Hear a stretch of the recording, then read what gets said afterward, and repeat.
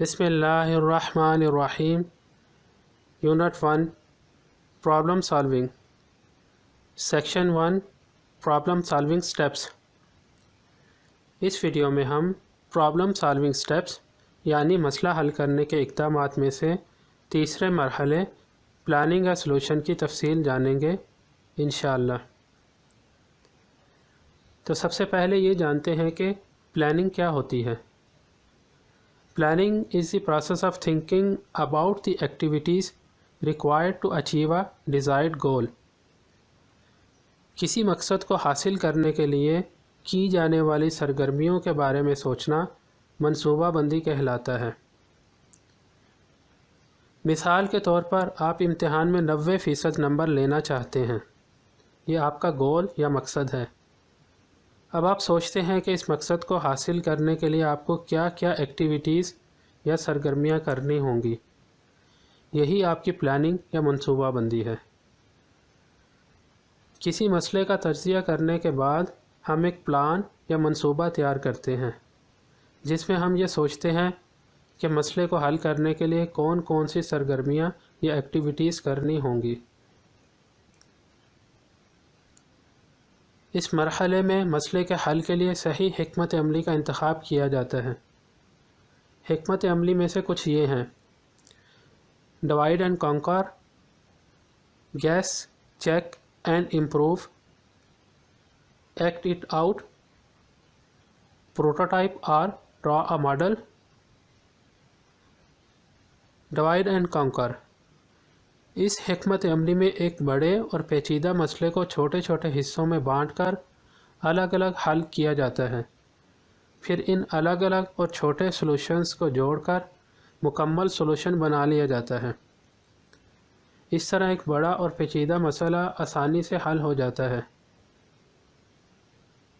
مثال کے طور پر آپ کو کچھ نمبروں کو ترتیب سے لکھنے کے لیے ایک لسٹ یا فہرست دی جاتی ہے۔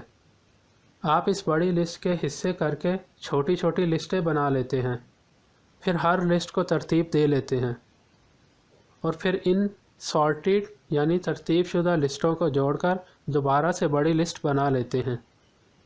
اس طرح مکمل لسٹ سارٹ ہو جاتی ہے یا ترتیب میں آ جاتی ہے۔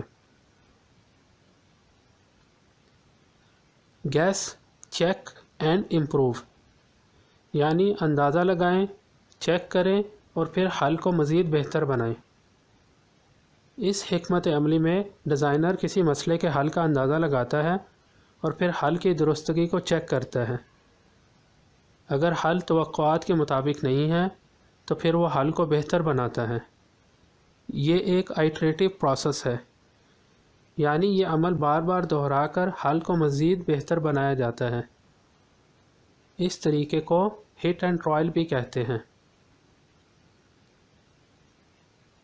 ایکٹ اٹ آؤٹ، یعنی اس پر عمل کریں۔ اس حکمت عملی میں designer to do task list یعنی کرنے کے کچھ کاموں کی ایک لسٹ بناتا ہے اور پھر ان کاموں کو باری باری سر انجام دیتا ہے۔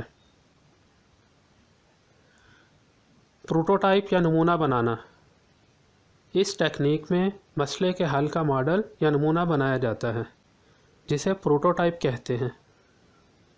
یہ فائنل یا حتمی حل نہیں ہوتا، تاہم یہ ایک ڈیزائنر کو حل کے اہم حصے سمجھنے میں مدد دیتا ہے، جیسے کسی عمارت کو بنانے سے پہلے ماڈل بنا کر اس کے مختلف حصوں کو دکھایا جاتا ہے۔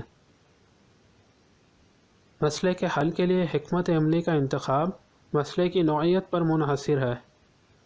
ممکن ہے کہ کسی مسئلے کو حل کرنے کے لیے کوئی ایک حکمت عملی کسی دوسری حکمت عملی سے زیادہ مناسب ہو۔